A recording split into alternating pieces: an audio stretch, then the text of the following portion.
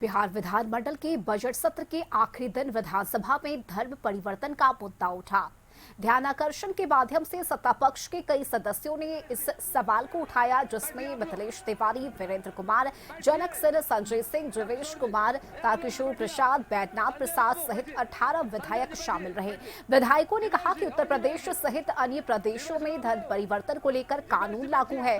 सदस्यों ने कहा कि बिहार में ईसाइयों और मुसलमान की जनसंख्या में वृद्धि हुई है, सीमावर्ती क्षेत्र में मुस्लिम आबादी में अत्याशत वृद्धि हुई है और धर्म परिवर्तन ईसाई मिशनरी और साथ ही इस्लामी धर्म गुरुओं के द्वारा धड़ल्ले से कराया जा रहा है। और इस पर जवाब देते हुए पर्यटन सह कला एवं संस्कृति विभाग के मंत्री अरुण शंकर प्रसाद ने साफ कर दिया कि अभी इससे संबंधित कोई कानून बनने का प्रस्ताव नहीं है। सीमावर्ती कई जिलों के क्षेत्रों में मुस्लिम आबादी में अप्रत्याशित वृद्धि हुई है।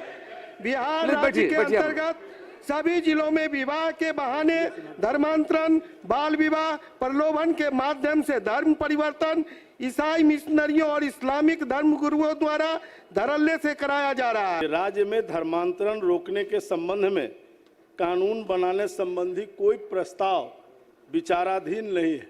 सीमाई इलाकों में अगर आप देखेंगे, पश्चिमी चंपारण हो, पूर्वी चंपारण हो, सीतामढ़ी हो, मधुबनी हो, सुपौल हो, कटिहार, किशनगंज और अररिया, ये सभी हमारे अंतर्राष्ट्रीय जिले हैं जो लगते हैं अंतर्राष्ट्रीय सीमाओं से। इन्हीं सीमाओं पर अधिकाधिक धर्मांतरण कराए जा रहे हैं और ये राष्ट्रांतरण का एक जिहादी जो प्रक्रिया है वो चलाई जा रही है। महोदय, इस देश में हमको जाति बदलने की इजाजत नहीं है तो धर्म कैसे बदल लेंगे महोदय। और बात महोदय कि मैं पूछना चाहता हूं माननीय मंत्री महोदय से कि अगर हम जाति नहीं बदल सकते हैं तो धर्म कैसे बदल लेंगे।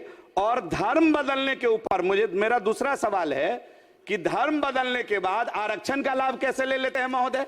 कि बिहार में भी इस तरह की घटनाएं व्यापक पैमाने पर घटित हो रही है, जिसके कारण महोदय आज यहाँ ईसाइयों का जो राष्ट्रीय स्तर पर ग्रोथ रेट है महोदय 15.52 है, लेकिन बिहार में 143.23 है महोदय।